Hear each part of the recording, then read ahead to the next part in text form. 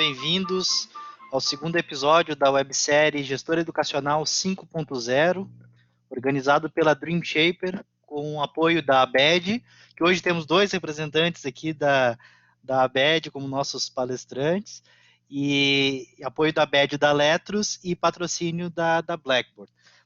Para a gente é um privilégio estar aqui e mediando e fazendo toda proporcionando esse bate-papo com essas feras aqui da gestão educacional. Hoje a gente tem aqui o professor Janes Fidelis, a professora Simone Bergamo e o professor Carlos Longo, que teve probleminha de conexão, mas já tá retornando. Daqui a pouquinho eu apresento um pouco mais eles, mas o primeiro é dar as boas-vindas a todos mesmo e agradecer pela presença. A ideia aqui é a gente fazer isso de um bate-papo, então fiquem à vontade a todo momento de interagir pelo nosso chat, enviar perguntas, que tantos palestrantes podem ir já interagindo com vocês durante as suas apresentações e também direto no chat. E para mim até é um privilégio estar fazendo essa mediação, né? Eu sou Felipe Flash, sou diretor de negócios da Dream Shaper. E a Dream Shaper, ela sempre gosta de fazer as coisas de forma muito colaborativa, né? Está no DNA da empresa. A gente organizou já no primeiro semestre uma websérie chamada Educador 5.0, que foi uma websérie construída de forma totalmente colaborativa, né? Os temas, a participação foram todos feitos por professores, então os professores sugeriram os temas, os professores participaram como os palestrantes e teve uma troca super legal, culminou num e-book, né, do Educador 5.0, com mais de 150 dicas de professor para professor.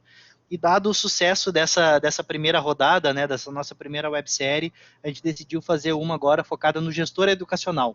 Né? Então, gestor educacional 5.0, a gente sabe que o mercado da educação superior vem cada vez mais competitivo, né? E ao mesmo tempo, com todos os desafios trazidos pela pandemia, por esse cenário econômico que a gente tem no Brasil, o papel do gestor se torna cada vez mais importante. Então, a nossa ideia aqui é debater um pouquinho mesmo, trazer alguns dos principais gestores aqui da educação no nosso país para trocar ideias e debater temas que são importantes, né, para o segmento. Então, hoje a gente tem aqui a professora Simone Bergamo, o professor Janes Fidelis e o professor Carlos Longo. E antes da gente começar o debate, o tema é super pertinente, o nosso tema hoje é gestão da permanência, né? Então é o aluno em foco, quais são os caminhos e as estratégias, né, para a gente garantir a permanência dos alunos, né, evitar a evasão. Em termos de pandemia, é de fato um desafio para todas as instituições, né, muitos alunos perdendo seus empregos, né, muitos alunos com dificuldades financeiras, como que a instituição pode se colocar, né, ao lado dos alunos nesse momento e ajudá-los nesse período realmente de dificuldades que a gente vem passando. Então, a gente vai explorar um pouquinho esse tema. Antes eu queria falar um pouquinho da Dream Shaper, né, que é a organizadora desse momento. A Dream Shaper, ela é uma edtech especializada em aprendizagem baseada em projetos. A gente vem ajudando aí diversas instituições na sistematização do trabalho com projetos, desde projetos integradores, na curricularização da extensão, né, projetos, disciplinas transversais, né, projetos de conclusão de curso. A nossa ideia, de fato, é ajudar as instituições a implementarem currículos mais inovadores, implementarem metodologia ativa na prática. Então, a gente tem o prazer também de estar ajudando várias instituições a enfrentar esse momento de pandemia, mas sem deixar de lado, né, o engajamento do aluno, botar o aluno cada vez mais numa postura mais ativa e protagonista, né, do seu aprendizado. Então, já para a gente iniciar o nosso bate-papo, convido a queridíssima professora Simone Bergamo, né? Tive o prazer de trabalhar com ela na minha época de Grupo A, onde ela foi minha cliente lá no Grupo Ser Educacional. Grupo Ser aí que vem bombando, né, professora Simone, com várias novidades aí nas últimas semanas. Então, a gente queria te ouvir um pouquinho, né, sobre o tema, sobre as tuas percepções, as tuas experiências com relação à gestão de permanência, ao foco no aluno. Então, fica super à vontade para compartilhar conosco aí as tuas ideias sobre o tema. Eu agradeço demais o convite, um prazer imenso estar com você, Felipe, com Fernanda, e com uma honra também, né, estar aí ao lado do professor Carlos e do professor Janes, né. Bom, falar de foco em aluno é trazer à tona, né, a veia da psicopedagogia, né, Felipe? E, assim, essa busca para que a gente continue encantando o aluno, é uma busca permanente, mas que nesse momento, como você colocou, a gente está enfrentando uma série de desafios. Como a gente já iniciou todas as unidades do Grupo C, né, já vem trabalhando com as metodologias ativas já há algum tempo, a gente iniciou outros projetos que, nesse momento, utilizando o ensino remoto, eles puderam, né, atuar de uma forma ainda mais integral. Então, eu começo falando um pouquinho da importância do olhar do aluno, da humanização desse olhar, e que, nesse momento, com a pandemia, volto a dizer, esse olhar fica ainda mais intenso. Então, quando a gente fala de processo de ensino-aprendizagem, a gente fala dessa relação professor-aluno, e de como o olhar do professor, mesmo sem a proximidade, ele consegue disponibilizar para o aluno um espaço realmente onde ele pode construir, ser esse protagonista que você, Felipe, falou. Então, algumas ações que foram intensificadas, como reunião com representantes de turma, o olhar para esse professor e o apoio que a gente, né, veio dando, e até um espaço aqui, né, para a gente homenageá-los e parabenizá-los. Os professores realmente se reinventaram, eles precisaram lidar com algo que, por mais que fosse urgente, né, já há algum tempo, essa ruptura do modelo tradicional, ela terminou acontecendo por conta, para alguns, né? Para outros, isso já vinha acontecendo. Mas, nesse momento, alguns conseguiram essa ruptura e, ao se reinventar, estão, assim, amando esse novo momento. Então, acho que se a gente pudesse listar algumas questões, né, que são importantes nesse momento, principalmente ouvir o aluno, né, realizar algumas pesquisas, e a gente tem feito muitos questionários para que a gente possa escutá-los sempre, né? Independente do processo estar planejado, a gente reorganiza e replaneja sempre que for preciso. Atender essas expectativas dos alunos. O que a gente sente é que a necessidade de se fazer, né, presente, que a gente já, como educador, né, já sentia anteriormente, e que foi o ponto, né, fundamental da mudança de uma metodologia tradicional para essa metodologia mais ativa, ela, nesse momento, de forma remota, ela parece ainda, né, aparecer mais. Então, ações assertivas, alguns feedbacks dos próprios alunos, isso trazido também pelos representantes, fizeram com que a gente, né, reorganizasse algumas outras ações. Então, essa comunicação interna, a comunicação efetiva e a busca por estratégias que fossem mais inovadoras ainda, né, para impactar esse aluno e mobilizá-lo para que ele esteja, né, não só motivado, mas engajado nesse novo modelo, foi o nosso principal olhar, né? Então, em algum momento a gente se viu refazendo várias ações, né, internas da instituição. No sábado passado, por exemplo, a gente teve a nossa primeira roda de mestre, né, em nível nacional. A nossa roda de mestre são encontros mensais que acontecem nas unidades do grupo, na mesma data, mas não era algo que era feito com todas as instituições linkadas, né?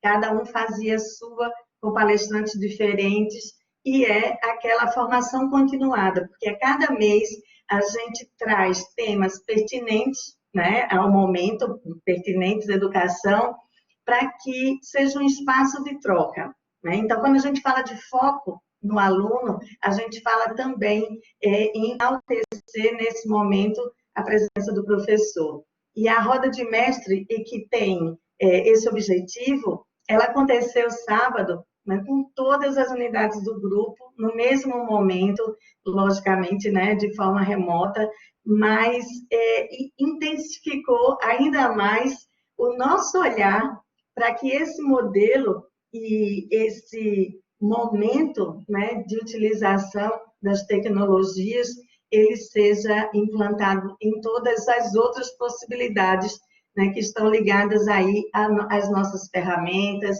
aos nossos instrumentos de controle, aos nossos indicadores. Então, o que a gente busca, de fato, é que a gente não vai esperar que o aluno se queixe ou reclame, a gente está constantemente levando para os coordenadores e para os professores, para que isso chegue em sala de aula, situações onde, com inovação, e talvez assim, até com algo que surpreenda o aluno, a gente consiga, nesse momento, mantê-lo não só presente, mas mantê-lo motivado e com o olhar, né, ainda mais direcionado para essa aprendizagem. Né? Então, quando eu falo de psicopedagogia, eu comecei falando, né, sobre isso, e aí também vou terminar falando sobre isso, né, só nesse primeiro momento. A gente acredita de verdade que o processo de ensino-aprendizagem, ele se dá na relação. Então, a gente foca no aluno, mas o enaltecer o professor, ou o olhar do professor, ele é fundamental para que esse processo ele tenha, de fato, o resultado que a gente busca, né? Que é a construção desse processo de aprendizagem. Né? Então, das várias atividades que a gente propôs nesse momento e que a gente aprende a cada dia, e com certeza hoje, né, eu vou ouvir várias sugestões que vão fazer com que a gente pense, né? O que você está fazendo efetivamente para manter o seu aluno motivado, né? Porque motivação é a mola propulsora da aprendizagem. Então, essa busca é constante, situações onde as respostas dos alunos e as buscas, né, para que aquele material que a gente utiliza, né, de forma online, ou que a gente utilizava apenas no EAD, ele não só está presente hoje nas aulas remoto, como a gente abriu várias possibilidades de utilização dessas ferramentas para que o aluno se encante cada vez mais. Bom, era isso, né? Pediram para fazer um resumo, eu falei, acho que a gente vai conversar ainda mais, não é, Felipe? A gente vai poder trazer mais algumas colocações. Com certeza, com certeza. Muito obrigado, professora. E esses pontos que tu trouxe, acho que são muito interessantes mesmo, né? Porque, primeiro, a comunicação ela é fundamental, né? O primeiro passo para focar no aluno é ouvi-lo, né? Então, eu acho que é um tema fundamental e é interessante como vocês fazem isso independente da escala, né? Então que é um desafio de fato, né? Que é como ouvir o aluno na sua individualidade, mesmo tendo uma escala como o grupo C. Então, eu acho que esse tema é fundamental e saber também como incluir o professor nesse processo, porque o professor tem papel ativo nisso mesmo, né? Então, saber como engajá-lo nesse processo, né, professora? Pois é, Felipe, e talvez esse tenha sido uma das maiores aprendizagens nossa, né? A gente chegou a fazer uma pós-graduação, né, aberta para todos os professores, e aí teve um módulo específico onde a gente trabalhou essa questão da sala, do processo de ensino-aprendizagem, e eu fui professora, sabe? E achei ótimo, porque eu peguei uma turma, essa que eu vou dar o exemplo, foi uma turma de diretores, coordenadores que vocês, Fernanda, conhecem, né? Daquela equipe da mantenedora, né? E na minha aula sobre metodologia ativa, né, para pessoas que eram da área de marketing financeiro, né, a gente estava com um grupo bem diversificado. Eu fiz um quiz, mas aquele quiz que você faz e depois você pede para que você consiga fazer com que o outro realmente mude, né, a resposta entre pessoas de áreas totalmente diferentes. E quando eu fiz isso, propositadamente, eu disse, usem Instagram, Face, ou seja, o Direct, o Message, o WhatsApp, façam o que vocês quiserem, mas eu mostrei as duas realidades de resposta e foi fantástico, porque a gente aprende brincando, né? E brincando no sentido de prazer, né? E mostra que independe da quantidade de alunos que eu tinha na sala, né, a gente consegue fazer isso. Então, trabalhar hoje, né, com as pessoas, os educadores, mostrar também que a gente se reinventa a cada dia, né? Então, o nosso foco no aluno, ele enalteceu o nosso olhar no professor. Isso foi muito bacana. Ah, legal. Obrigado, viu, professor? Obrigado por essa primeira participação. Já já a gente continua aqui o nosso bate-papo. Queria chamar agora o professor Carlos Longo. Professor, tá conosco? Ah, legal. Tudo bem, professor? Tudo certinho. Deu só uma pequena Maravilha, queda maravilha. inicial. Ah, faz parte, faz parte. Pessoal, o professor Carlos Longo é vice-presidente da ABED, nossa parceira aqui na organização dessa websérie, e também é sócio proprietário da Sabre, né, uma consultoria educacional. E é um dos grandes gestores educacionais que a gente tem aí no nosso país, já passou por várias grandes instituições, Grupo Laureate, Grupo Positivo, FGV, IBMEC, né, professor? Uma experiência vasta aí em diversas instituições. Então, a gente está ansioso aí para te ouvir um pouquinho sobre a tua experiência com relação ao tema, né? Gestão de permanência, foco no aluno. O que tu pode compartilhar aí conosco sobre o tema? Maravilha. Prazer grande estar aqui com você, Felipe, Fernanda, e dividindo essa mesa aí com o Janes e a Simone. E obrigado aí a todos que estão aí acompanhando a gente. Esse tema, né, a gente, nesse período de pandemia, né, que a gente está vivendo um mundo muito louco, eu acho que uma das coisas que a gente tem que refletir é que os problemas que a gente está convivendo, tirando a questão da doença, são problemas parecidos com o que a gente já existia, só que a gente tinha um olhar diferente. Em 2016, eu era pró-reitor acadêmico da Universidade Positiva e a gente desenvolveu uma pesquisa com o pessoal de psicologia para entender qual era o que fazia, né, quais eram as melhores ações, o que fazia um aluno evadir do curso. E olhando isso, não é muito diferente do que acontece hoje. A gente levantou várias hipóteses, foi feita uma pesquisa com mais de 4.000 alunos que haviam evadido ao longo do tempo da instituição, e a gente chegou a 6 grandes tópicos. Né? O que faz o aluno ficar na instituição, né? E o que, obviamente, faz ele também sair. Né? A primeira questão é a convivência social saudável e prazerosa dentro do ambiente de ensino. Seja ele um ambiente virtual, para alunos que são à distância, seja ele alunos presenciais.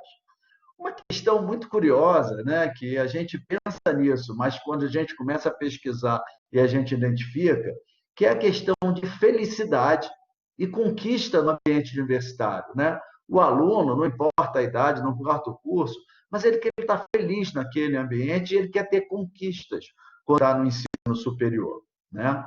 A valorização da experiência do aprendizagem, né? Mais até do que o foco em ser uma boa aula ou uma má aula, um bom professor, mas a valorização da experiência da aprendizagem, quando o aluno percebe a sua experiência da aprendizagem, que ele está se valorizando com isso, ele também permanece na instituição. Questões econômicas, obviamente, se a gente pensar na pandemia, elas são gravíssimas, né, para uma boa parte dos nossos alunos, né? Questões familiares e socioafetivas, né? Que são questões, vamos dizer, tanto as questões econômicas como as familiares e socioafetivas são questões que a instituição de ensino e os seus gestores podem ajudar, mas eles têm já uma influência limitada do que as anteriores. E o engajamento e o pertencimento ao grupo, né? Ao grupo que ele pertence, à sua turma, ao seu curso, aos seus colegas. Então, se a gente pensa, né, nesses 6 itens, convivência social, felicidade e conquista, valorização da experiência, questões econômicas, questões familiares e engajamento, a gente podia começar a traçar ideias de como a gente pode fazer possíveis ações para a permanência desses alunos e trabalhar esse conceito nesse período de pandemia, mas indo além da pandemia, né? Que são coisas muito importantes. A primeira coisa, eu acho que as instituições, os seus gestores, precisam ter um conceito de transparência com os seus alunos, né? Eu acho que, principalmente nesse momento de pandemia, onde o nível de comunicação entre o cidadão, né, a sociedade organizada, governos e tal, está tão confuso, estão tantas comunicações distintas que a gente não sabe quem está falando a verdade, o que não está, qual é a informação positiva. A instituição de ensino tem que ter transparência. Não adianta você querer dizer para o seu aluno, olha, nós estamos nos preparando para voltar aqui. Quanto mais transparência você olha, vamos imaginar agora que várias cidades no Brasil, estados, já começam a ter algum retorno na educação superior. É muito melhor você dizer, olha, as aulas teóricas vão continuar no ambiente virtual de aprendizado e a gente vai priorizar as práticas ou para os alunos que estão concluindo, do que você ficar inventando hipóteses e criando uma série de situações que não necessariamente você pode garantir. Então, a transparência é uma coisa super importante, né? A comunicação e a valorização das lideranças estudantis. Óbvio, tem instituições, a gente estava ali ouvindo a Simone, né? O Grupo Ser, que é um grupo gigantesco, o Janes, a experiência também da Unicesumar, que são gigantes, mas, assim, se a gente não valorizar os representantes de turma, os líderes da instituição, e ter uma comunicação direta e ajudar, e usar esses líderes na comunicação massiva com os nossos alunos, é um erro crasso num processo desse tão difuso, porque você, com as lideranças, você tem um público reduzido, pode fazer uma comunicação mais assertiva, ouvi-los, que é super importante, mais do que comunicar, você tem que ouvir, saber quais necessidades. Eu tenho uma instituição que eu faço assessoria, que os mantenedores da instituição tinham uma ansiedade muito grande do retorno das práticas. Quando a gente começou a falar com os líderes de turma, a gente descobriu que a maioria dos cursos, principalmente da área da saúde, a grande maioria dos alunos tinha medo de voltar, porque tinha alunos que eram do grupo de risco, parentes do grupo de risco, tinham medo do transporte. Então, foi feita uma pesquisa e aí, através do líderes, a gente conseguiu uma solução que fosse mais aderente ao grupo como um todo, né? Criar um conceito, a empatia entre os coordenadores acadêmicos, esses líderes e os alunos. Hoje em dia, que a gente está na grande maioria das instituições, trabalhando com aulas remotas, é super importante que os coordenadores passem nas salas de aulas virtuais, tentem fazer contato com as lideranças das turmas, deem recados, criem uma empatia, uma relação entre instituição e aluno, curso e aluno, área e aluno, de tal maneira que ajude nessa comunicação e nessa transparência, né? O apoio psicopedagógico, a gente começa a ver uma série de problemas de evasão, alunos que têm dificuldade no acompanhamento, seja por uso de recurso tecnológico, o docente da instituição, que a gente tem que convir que para o aluno de AD, o impacto sob o ponto de vista do ensino e aprendizado foi baixo, mas para o aluno presencial foi alto, mas para o professor presencial foi um impacto colossal, porque eles não estavam nunca, a grande maioria deles não tinha intimidade com tecnologias digitais de informação e comunicação e não tinha o menor preparo para dar essas aulas. Então, o apoio psicopedagógico, o treinamento e a capacitação de discentes e docentes se faz muito importante numa hora dessa. Uma outra coisa super relevante é a gente começar a usar análise de dados em termos de comportamento nas redes sociais. Você começa a perceber os grupos de aderência dos seus alunos. Você consegue, com uma boa análise, e hoje tem ferramentas, até free, né? Mas tem outras ferramentas mais robustas, que você vê o comportamento dos seus alunos, no grupo dos cursos, em algumas atividades sociais, para você perceber se está tendo comportamentos de evasão ou de aderência que tipo de comentários que está acontecendo, para você poder tomar ações corretivas e reduzir a evasão e aumentar a aderência e a retenção desses alunos. O foco em ações que promovam saúde socioemocional, né, de alunos e professores. A gente pode promover atividades artísticas, né? Quando a gente tinha, eu vou dar um exemplo presencial que a gente fez na época na Universidade Positivo, a gente botava alunos para grupo de yoga, a gente criou grupos de teatro, grupos de canto, como também campeonatos, né, de futebol, vôlei, natação, de tal maneira que você criasse experiências prazerosas dentro do campo. Não estou falando de reforço de matemática, nem de literatura, né? Estou falando de questões socioemocionais. As tecnologias hoje são poderosíssimas para a gente fazer isso.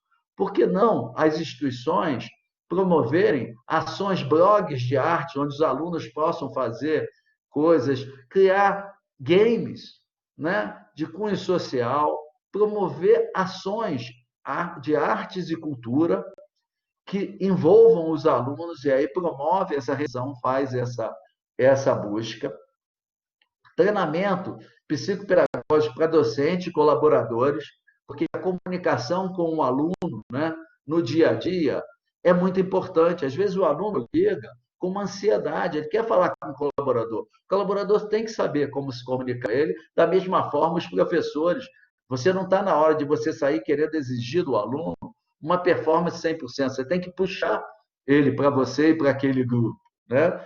E, por fim, a criação de ações que façam engajamento social, né? Cria um grupo que vai discutir questões que possam ter na região onde está a IES, que podem ajudar, né, comunidades carentes, questão, por exemplo, cursos que têm área de saúde, fazer vacinação junto com a prefeitura, apoio a postos, são situações que são extracurriculares, que faz o engajamento do seu aluno de fazer parte da sociedade. Nós estamos vivendo num processo pandêmico, né? Nós estamos vivendo num processo onde a sociedade tem que trabalhar como um todo para a melhora da situação do país. E a educação é o lugar fundamental para isso, né? Se a gente consegue fazer parte dessas coisas, ou se a gente for sortudo de conseguir fazer elas na totalidade, você começa a ressignificar o papel da instituição de ensino, você ressignifica esse aluno como cidadão e enquadra o seu professor dentro desse processo.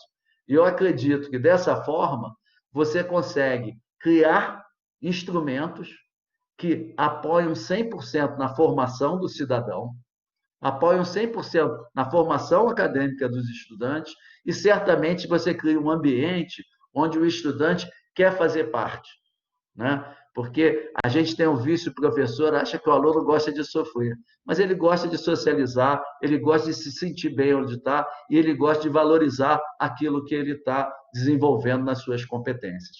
Eu acho que essa é a minha contribuição inicial aí nesse nosso grupo. Pô, obrigado, professor. Obrigado pela contribuição. E é muito interessante essa questão de trazer o aluno como um todo, né?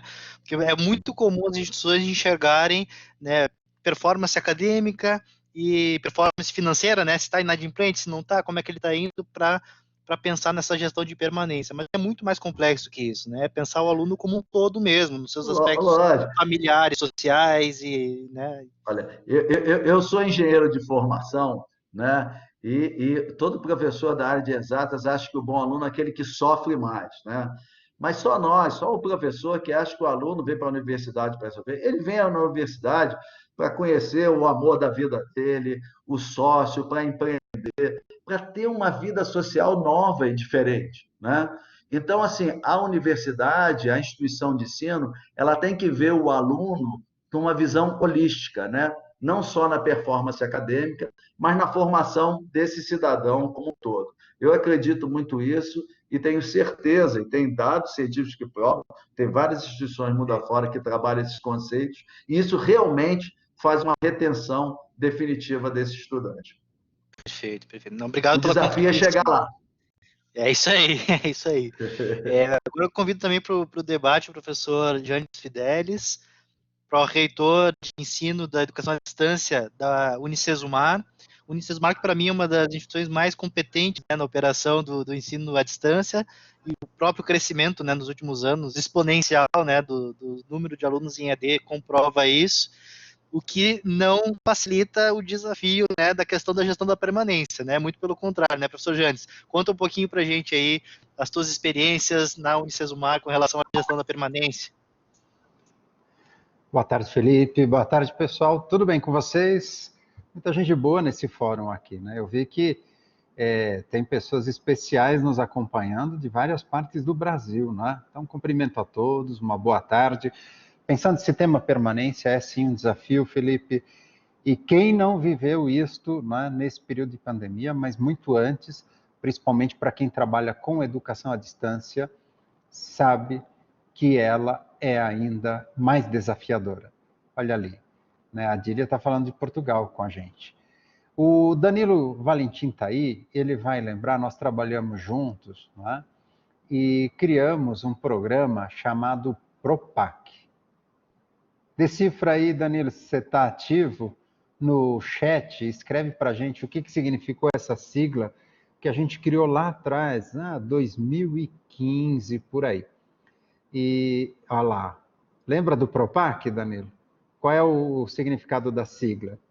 Aqui na Unicesumar a gente chamou de super, e tem tudo a ver um pouco também com o significado que a gente criou ali no PROPAC, né, Danilo? E aqui a gente chama de sucesso e permanência, que é justamente esse olhar que o Carlos Longo trouxe, né? E que a professora Simone também elaborou, né? Quando falou o processo de ensino-aprendizagem se dá na relação. É uma relação de sucesso, né? Não é uma relação arquitetada para o fracasso. Como disse o professor Carlos, não é uma arquitetura pedagógica para gerar o fracasso e reprovação. Danilo lembrou, né? Ali, PROPAC, lá da Laureate, exatamente, Ieda. É o programa de permanência acadêmica. E aí começa uma história bem bacana. Eu queria que você escrevesse, os outros colegas que estiverem aqui, se tem alguma sigla ou setor, né? A maioria deles vai para a área de retenção, rematrícula. Tem alguma sigla que a sua instituição utiliza? Escreve no chat para a gente acompanhar e ir compartilhando um pouco, né? Olha só, quando a gente fala de permanência, é um olhar inverso, né, do que é o olhar sobre evasão até. Se você olhar para o modelo de evasão, algumas literaturas, principalmente em instituições públicas, o que me chama a atenção é que lá o conceito de permanência é o estudante que não consegue fazer o tempo de integralização no seu melhor circuito. É o aluno que permanece, porque ele reprova. Olha só como é diferente o conceito, vou chamar entre aspas aqui de antigo, porque não tem certo ou errado, mas foi um conceito clássico, né? Que se criou em torno dessa percepção de evasão e permanência. E hoje a gente utiliza permanência, o estudante que tem sucesso acadêmico, que permanece e vai cumprindo a sua jornada no seu ritmo, no seu tempo.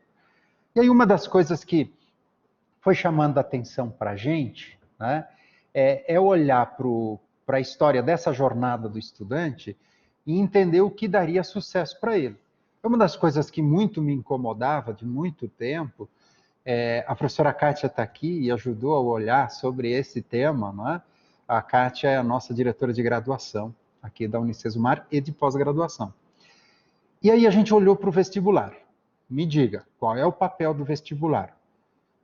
Classicamente, ele traz a convenção de fazer esse processo seletivo de classificação dos estudantes. Talvez porque no afunilamento de vagas cumprir um papel seletivo mesmo, né, de desclassificar mais do que classificar. Estes só estão aptos para. Essa declaração de aptidão tinha uma relação muito direta no modelo mais convencional de testagem de memória, não é? Você lembra disso?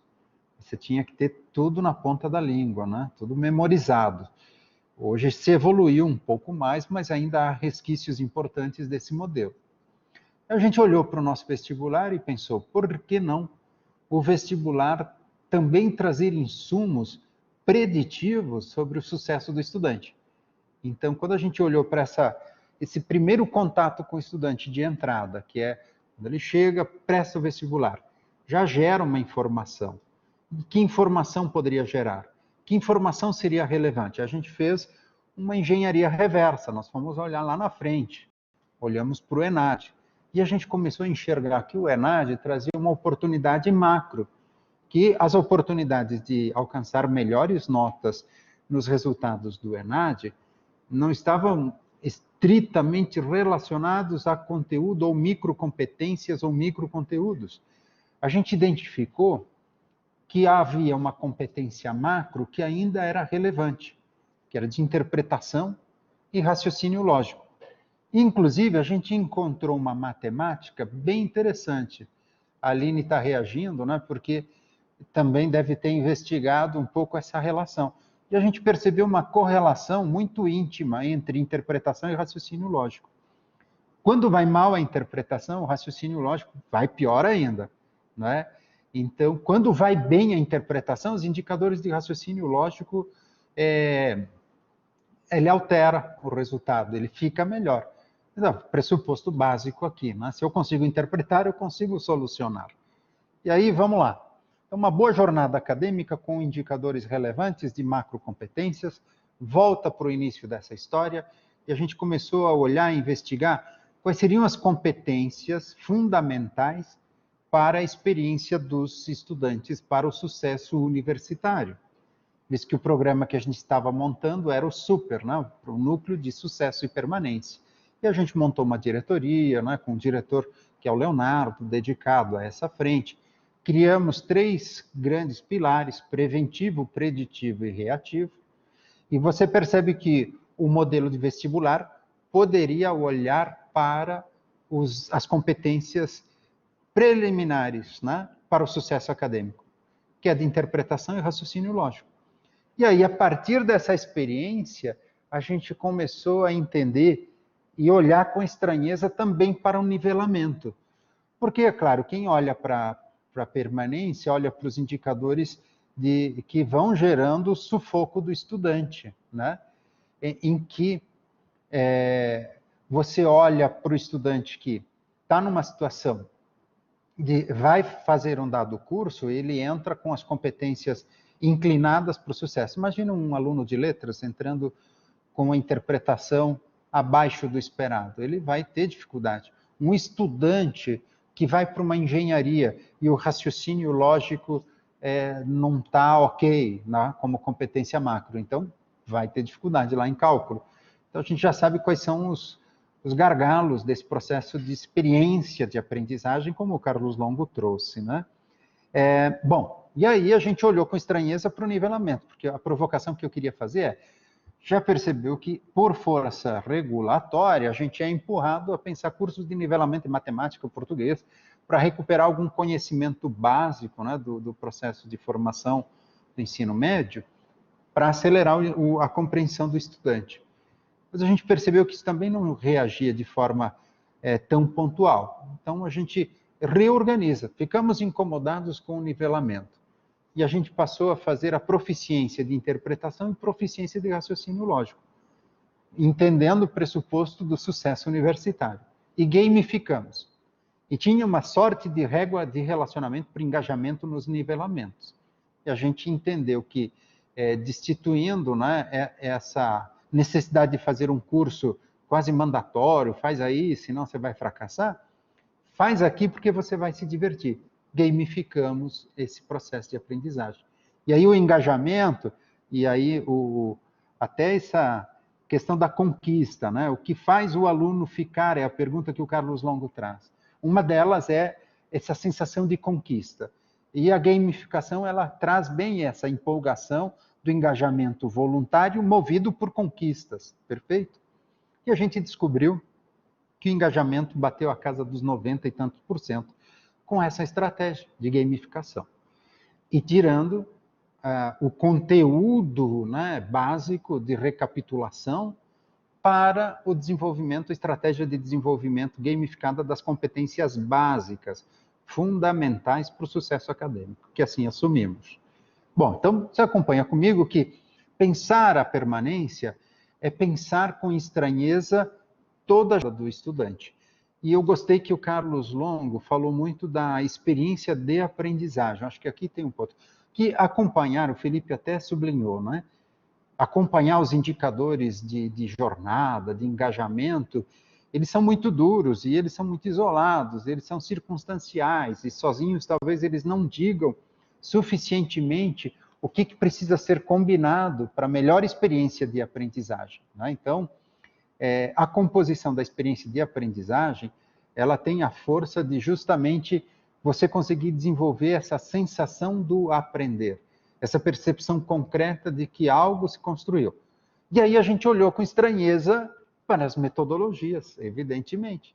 Que se a experiência de aprendizagem é um dos determinantes do porquê o aluno fica, a gente entendeu que a melhor matemática para isso era a da metodologia, e não só da tecnologia ou dos dados, mas o que eles avisam sobre o que deveríamos fazer. Então, essa experiência de aprendizagem é reposicionada quando a gente consegue fazer uma arquitetura pedagógica em que vai gerar esse mão na massa, essa sensação de conquista novamente. E o outro elemento que é o vínculo, né? Tanto o pertencimento a um grupo social, como o pertencimento a um grupo universitário, a uma instituição, né? O orgulho de fazer parte desse movimento, de sentir-se num processo de sucesso. E eu repito a palavra que o Carlos usou, de conquista. Perfeito? Bom, então, dentre os elementos, e aí pegando essa questão do pertencimento também, a gente olhou para esse processo de ambientação, porque um dos indicadores que os relatórios, né, o Learning Analytics ia avisando, era sempre um sinalzinho vermelho, um aluno ambientado é o aluno que fica. O aluno que participa de forma mais assídua das estratégias de engajamento, de familiarização com a metodologia, com o modelo, com a tecnologia, é um estudante que tem maior sucesso. Bom, o primeiro pressuposto se ele já tem um melhor indicador de engajamento nesses processos introdutórios, é porque já é um aluno mais disciplinado, é um aluno um pouco mais regrado, ele já sabe o que precisa fazer, né? E aí a gente começou a olhar para essa estratégia de, vamos lá, vamos criar esse movimento de pertencimento, assumindo o pressuposto de acelerar a disciplina dele também, de estar junto, de conhecer o modelo, sentir-se familiarizado e criar um circuito. Aí, bom, a gente perde a noção de tempo quando está falando, e aí a estratégia aparece na tela o moderador, você já sabe que seu tempo explodiu, né? Mas diga lá, Felipe, eu consegui fazer o movimento que eu queria até chegar a essa questão da metodologia, da ambientação, né? A gente ficou na parte praticamente da recepção do estudante para a permanência, né? Perfeito. Esse assunto eu acho que dá para ficar o dia inteiro falando, né? Porque, querendo ou não, eu acho que é o desafio de todas as instituições, né? Pensar, e tu colocou muito bem a questão do sucesso, né, do estudante. E entender o que é sucesso também para ele, né? Eu acho que é uma questão fundamental. O que é sucesso? O que é o projeto de vida dele, né? O que é o futuro? O que ele quer construir? Né? Então, a instituição ter essa sensibilidade e casar isso com essa questão de pertencimento, com essa questão acadêmica, né? Com a metodologia que vai ser aplicada, eu acho que é, de fato, fundamental. E agora, professor Janes, até eu vou te plagiar neste momento, mas vou dar os devidos créditos. A próxima rodada aqui que a gente quer fazer é uma metodologia que tu mesmo criou, que são os palestrantes perguntando entre si, né? Então, vou te dar já o crédito por essa metodologia, para não me acusar de plágio depois, mas eu queria que tu já iniciasse essa rodada de perguntas para a professora Simone, né? Dado a fala dela, ou dado os temas que tu gostaria de debater com ela, o que tu gostaria de saber mais um pouquinho da professora Simone, e eu aproveito para convidar tanto a professora Simone quanto o Carlos Longo para permanecer agora com a câmera aberta para a gente fazer esse bate-papo mesmo agora. Super legal. Bom, a Simone, eu acho que tem duas falas aqui que anotei até e sublinho, que gostei bastante. Quando você fala, né, e eu vou repetir, que até coloquei antes dentro do conjunto de comunicação, que é essa olhar para o processo de ensino-aprendizagem, que se dá na relação. E você ainda afirmou que motivação é a mola propulsora da aprendizagem. Então, vou trazer 3 elementos, né? Essa questão da experiência de aprendizagem que o Carlos Longo nos provocou, Vamos pensar um pouco no que eu trouxe como personalização da aprendizagem e você a motivação como mola propulsora da aprendizagem, né? Então, como é que essa composição, para você, vai dar o sentido do sucesso acadêmico, da permanência, do porquê o estudante fica quando esta matemática da aprendizagem é bem feita, né? Pois é, né, essa sua colocação foi perfeita, né? Você conseguiu unir as questões e eu acho que dá para perceber quando a gente busca na sala, em termos de atividade, situações onde a aprendizagem é significativa. Então, eu gosto muito de usar a palavra contextualizada, né? Às vezes os professores, seja de qualquer nível, né? Ensino básico, superior. Poxa, professora, mas como é que eu sei, né, se eu estou no caminho certo? Eu digo, faça duas perguntas, né? O que eu estou trabalhando está contextualizado, é significativo para o aluno. Então, se a gente consegue contextualizar e fazer com que seja uma aprendizagem significativa, a gente coloca prazer, a gente coloca motivação, porque a gente linka aquele conteúdo teórico que às vezes fica tão distante, né, do aluno, a algo mais prático, não seria nem prático a palavra, algo mais real. E aí, quando a gente consegue fazer com que todas as ações se voltem, né, nesse movimento, eu acho que a gente consegue, sim, ter esse engajamento. Aí a gente consegue unir o que você colocou aí. Muito bem. Perfeito. Professor Simone, agora fica à vontade também para a gente fazer a rodinha. De repente você pergunta para o professor Longo. Tá. Eu estava com uma pergunta aqui já agora para o professor, mas depois a gente faz, né? Deixei lá, né, porque foi em cima de uma fala final aí. Mas vamos lá, vou perguntar para ele a questão da aprendizagem que a gente busca em relação às atividades do EAD e do presencial, né? Então, se a gente pudesse agora, né, sugerir a utilização. Eu sei que, de forma prática, as ferramentas estão sendo utilizadas, mas, na sua visão, o que seria mais, talvez, mais prático para as pessoas que não trabalham com EAD? O que seria mais tranquilo, vamos dizer assim, em utilizar hoje na educação remota? Você falar aqui, ó, o que é mais tranquilo, a gente até apanha aí, porque está todo mundo sofrendo tanto, né? Não, eu acho que os professores do presencial, nesse instante, caíram na real, né? Que você só na dialética, né? Só na exposição, né? E usar todo o seu talento, ninguém aguenta te ouvir no ambiente virtual de aprendizagem, né? Então, ele começa a perceber o que quem trabalha com EAD, que fala sobre percurso de aprendizagem, como é que você faz as quebras, né? Como é que você dialoga entre atividade, experiência, conteúdo. E eu acho que os professores, pelo menos uma boa maioria dos que eu conheço, eles começam a querer entender técnica, né? Por que eu jogo uma atividade? Por que eu tenho que dar uma pré-aula, por exemplo? Por que não, quando eu começo antes de eu começar a minha aula, eu jogo um questionário para os meus alunos para promover uma discussão ou um fórum, e aí depois eu faço 10, 15 minutos de exposição e jogo eles numa atividade, que aí ele começa a fazer uma analogia à experimentação que eventualmente ele faz na aula ou não, ou então em cursos bastante discursivos como de direito, né? Que o cara começa a praticar no ambiente virtual de aprendizagem umas técnicas socráticas, né? De você jogar o discurso, mas fazer debate, né? Eu vou aqui, o Jânio já riu ali e falou assim, se ele derrapar, eu vou pegar ele em cima dessa, né? Porque ele é mais filósofo do que eu.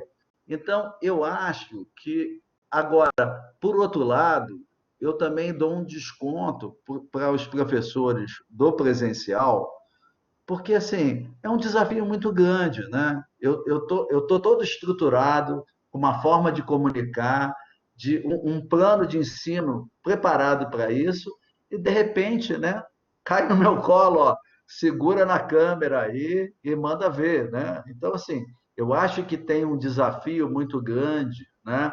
Ao mesmo tempo, o estudante, se a gente parar para pensar, antes da pandemia, se perguntasse qualquer estudante presencial se ele queria ter uma aula remota, ele falaria assim, não, eu quero ver o professor.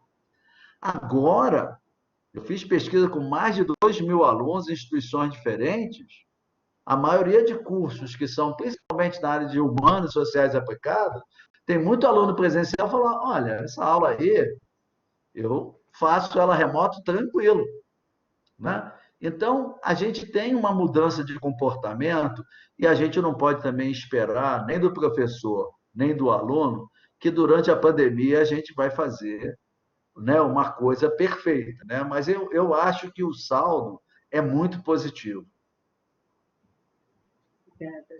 Perfeito, perfeito. Professor Longo, agora para a gente fechar, Agora eu vou pegar os rodar, dois aqui.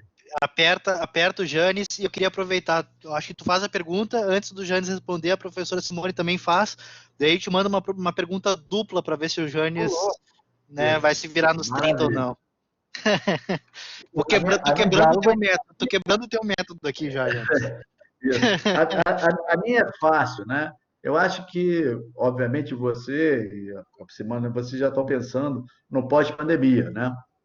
Então, assim, por todo esse aprendizado que a gente teve até agora e todas as coisas que você mesmo comentou, das ações, né, de programas e tal, se você tivesse que escolher 3 ações de retenção para o pós-pandemia, quais seriam elas e por quê? A pergunta é simples, a resposta não sei se é tanto, viu, professor?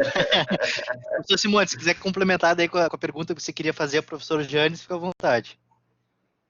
Pois é, eu ia fazer uma pergunta mais ligada à competência, porque eu vi que ele ia dar continuidade na fala dele, e aí eu ia dar para ele o gancho para ele finalizar.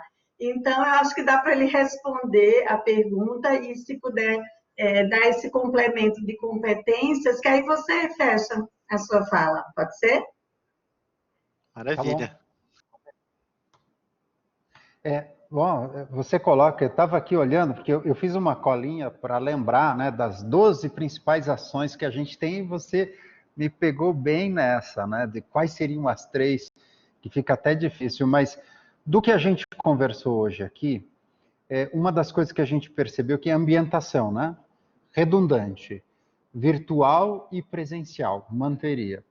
Tanto quando, né, em voltando, pós-pandemia, a gente turbinou nesse momento a ambientação virtual, evidentemente, por conta do isolamento, e volta, assim que retornar, para a ambientação presencial. Acho que essa combinação entre ele ir ao polo de apoio de aprendizagem, conhecer a equipe, envolver-se, né, conhecer os colegas de turma, fazer uma atividade mais descontraída de chegada, cumpre um papel até antropológico, né, da ritualidade de passar de um nível inferior para um nível superior, como diria o antropólogo, né? Então, essa experiência de pertencer a um novo grupo, de ver-se entre eles, é importante. E depois o complemento aqui virtual também. Então, acrescentaria isso. Outro elemento, que aí eu não cheguei lá, era falar do nivelamento também. A gente criou uma metodologia de nivelamento just in time. Ao invés de fazer aquele curso total, a gente passou a olhar os indicadores mais difíceis aí para o estudante passar, em que exigia algum conhecimento anterior. Aí a gente passou a plantar QR codes, nós usamos material impresso ainda, né? Além de ofertá-lo digitalmente, ele é um valor para a nossa comunidade acadêmica, a gente imprime e entrega o material para todo estudante. E dentro do material, lá em cálculo diferencial, se tem algum cálculo de matemática lá do ensino médio, ao invés de fazer todo o nivelamento naquele momento, a gente tem o QR Code que vai lembrá-lo daquela equação. Então, isso eu manteria, porque ele é fundamental. E um outro elemento que funcionou bem é a retenção reativa envolvendo os polos de apoio presencial. Nós tínhamos uma célula de call center que fazia a tratativa, né, dos estudantes que levantavam a mão pedindo trancamento. Ela tinha uma eficiência muito boa. A gente distribuiu para a comunidade pedagógica, que ficou um pouco estranho, porque entra muitas vezes em negociações financeiras, então tinham fluxos a serem respeitados, mas a grande vitória foi envolver os polos de apoio presencial, passando para eles a visão institucional do polo. Como é que está seu aluno? Nível de engajamento, toda a história dele, como é que está nas conquistas ao longo da história dele, e se ele está dando sinais ou se ele pediu para trancar. E aí criamos políticas de retenção, habilitando o polo a negociar com esse estudante valores e outras estratégias de recomeço, rematrícula, etc. A gente tombou para a autonomia do polo. E eles conseguiram resultados tão relevantes quanto o nosso call center. Então, essas seriam as 3, Carlos, que do que a gente criou seriam assim fundamentais para manter os indicadores de sucesso, né? Legal, legal. Bom, queria agradecer aos 3 pelas excelentes contribuições. Foi um bate-papo aqui. Eu nem vi essa hora passar, foi muito rápido mesmo. Obrigado pela participação de vocês, por contribuírem aqui com a nossa websérie. O resultado de todos esses episódios, mais alguns materiais que a Fernanda vem trabalhando com alguns gestores em paralelo, a gente vai formar um e-book também colaborativo, né, que vai ser distribuído de forma gratuita, justamente para ajudar gestores aí, Brasil afora, a melhorar, né, a sua performance e a ter insights de ações aí que eles podem implementar nas suas instituições. Queria já encaminhar aqui para o encerramento, né, convidando a todos para participar da próxima semana, que vai ser o último episódio do ensino superior. A gente vai falar sobre educação disruptiva, currículos inovadores, né, flexíveis. Então vai ser um tema super, super interessante também para a gente fechar esse primeiro ciclo do ensino superior. Depois a gente vai ter 3 episódios focados no ensino básico, que também prometem, né, tem uma discussão de alto nível aí para vir. E na semana que vem vai participar a Débora Guerra, né, CEO do grupo GSA Educacional, professor Henrique Neto, pró-reitor de Ensino, Pesquisa e Extensão do Unipan, e o Ricardo Poncerenas, diretor de Portfólio e Produtos da Laureate Digital. Então, acho que vai ser também um bate-papo super legal, estão todos convidados a participar. Eu queria passar mais uma vez a palavra para os nossos palestrantes, para fazer uma consideração final. E, Jane, se você quiser também pontuar um pouquinho sobre o programa, ali que a gente já colocou ali no site, no chat, desculpa, eu acho que seria legal, porque é um projeto super legal, né, que tem o apoio da ABED, né, sobre os heróis da educação. Eu acho que seria legal pontuar isso também, que é um projeto super, super legal, super importante. Acho que dá para começar com as damas, né? Por favor, Bom, então. Bom, eu queria dizer que foi um prazer imenso estar aqui com vocês, que eventos como esse são fundamentais para que a gente possa ter essa troca, né? Sentir assim, que está todo mundo vivendo esse mesmo desafio, e isso faz com que a gente se reinvente, né? Então, vamos aproveitar esse momento e buscar coisas boas. Só queria agradecer e mandar um beijo para todos. Dizer que a gente está à disposição sempre, tá bom? Obrigada. Obrigadão, professora. Professor Carlos. Opa, olha, queria agradecer a vocês da Dream Shaper pelo convite, agradecer ao Janes e à Simone por compartilhar aí com a gente, a todos que estão assistindo a gente. Eu queria deixar um recado, né, que eu acho assim, a pandemia, né, esquece a doença, mas tudo que aconteceu, a experiência que a gente está vivendo, fez a gente perder o medo de uma série de coisas. Não vamos deixar que, quando acabar a pandemia, o medo retome a nossa casa, porque o novo não dói, não machuca, e ele é transformador. Então, assim, os alunos, professores, todo, né, a comunidade como um todo, tem muito aprendizado legal e tem muita coisa boa acontecendo, e elas só vão se acelerar, né? Se a gente tentar de novo retrair, né?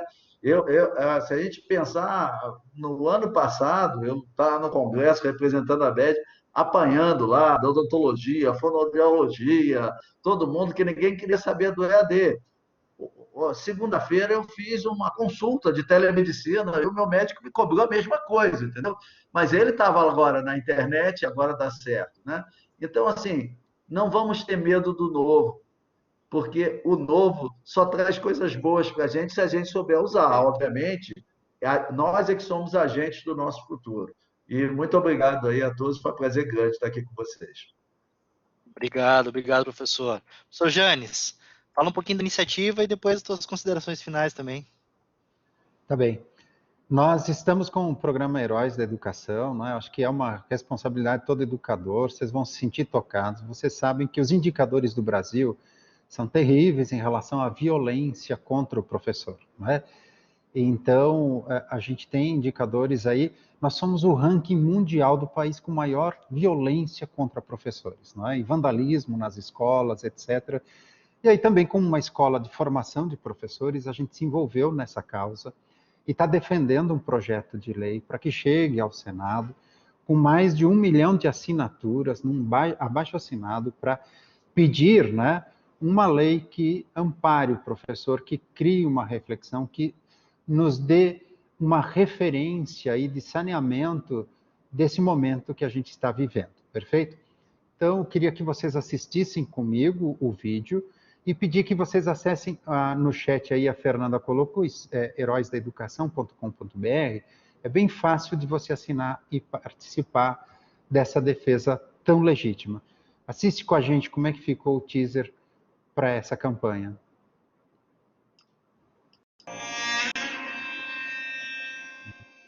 Eu entrava na sala dos professores e eu encontrava um ambiente assim muito carregado de desânimo, de desestímulo. Eu escutava frases como: você vai ver que essa empolgação logo vai passar, essa energia aí que você está tendo logo acaba.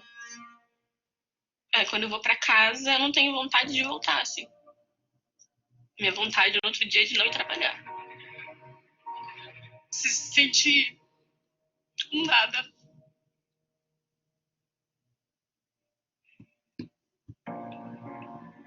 Eu cheguei na sala de aula, virei pro quadro, e quando eu virei pro quadro, comecei a escrever algumas coisas para explicar o que eu ia fazer na dinâmica de aula. E quando eu virei, na minha lateral, assim, eu vi uma labareda de fogo, assim. Eu senti o calor perto do meu rosto, e aí eu me virei assustado, assim, eu peguei esse aluno com um isqueiro e um desodorante na mão. Aí só então depois eu tinha entendido o que tinha acontecido. Aquele aluno, ele estava tentando me hostilizar, tentando mostrar para mim, assim, é melhor você não bater de frente comigo. Eu sou capaz de fazer isso ou coisa pior do que isso. Eu já fui xingada, já fui agredida, já fui perseguida, já fui impedida de entrar em sala. Teve aluno que já se recusou em fazer prova porque dizia que o meu lugar não era na sala de aula, era limpando a casa da mãe e do pai. Eu chamava algum aluno, eles falavam: fala, preta. Eu dando prova, peguei 2 alunos colando, e eu assinalei a prova delas, e dela falou assim: sai pra lá, sua vagabunda. Você não tem direito de marcar um X na minha prova. E cada vez que eu ia preparar uma aula diferente, aquilo me angustiava. Eu falava: gente, eu não posso mudar o que eu fui por 30 anos porque alguém me chamou de vagabunda. Só que eu não queria mais ver aquela turma e eu pedi a dispensa daquelas aulas e falei que eu não voltaria mais.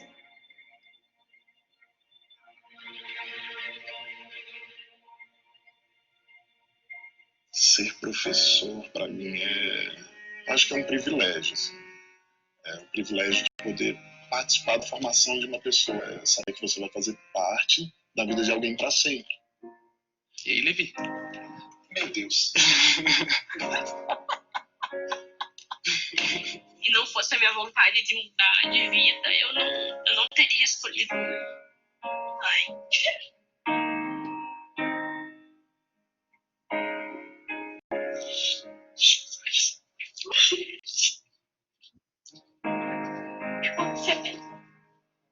E a trabalharem com o conhecimento é a profissão mais linda que existe.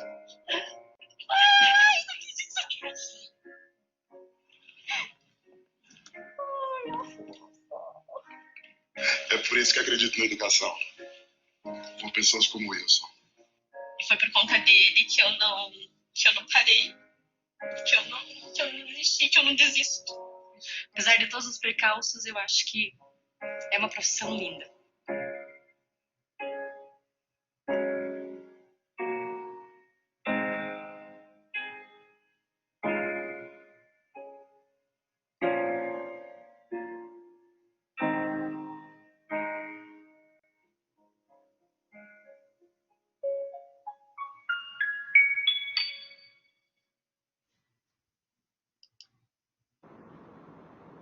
Muito bem. Tá aí, é de arrepiar, né? De emocionar, uma realidade dura. A gente está desvelando ela. E obrigado a todos que já estão apoiando, divulgando aos seus colegas, compartilhando com seus familiares. Vamos chegar a 1 milhão de assinaturas e vamos presentear nossos professores, a nós professores, né, com um projeto de lei que nos ajude no enfrentamento e na mudança dessa realidade. Perfeito? Obrigadão. Obrigado por esse espaço, meus caros. Fernandinha, Felipe, Carlos, Simone, prazer estar aqui com vocês. Muito obrigado por essa mensagem também de encerramento, acho que tocou a todos, e que essa iniciativa e também que a pandemia venham para valorizar cada vez mais o trabalho dos professores, que são de fato heróis, né, nesse nosso Brasil, eles que fazem de fato a formação do nosso futuro, né, então, de fato, uma reflexão super importante para a gente, de fato, valorizar quem faz a diferença no dia a dia, né. Muito obrigado, professor Janes, professora Simone, professor Carlos, a todo mundo que participou. A gente aguarda vocês na semana que vem, no próximo episódio. E até mais. Um beijão, um abraço e uma boa semana a todos.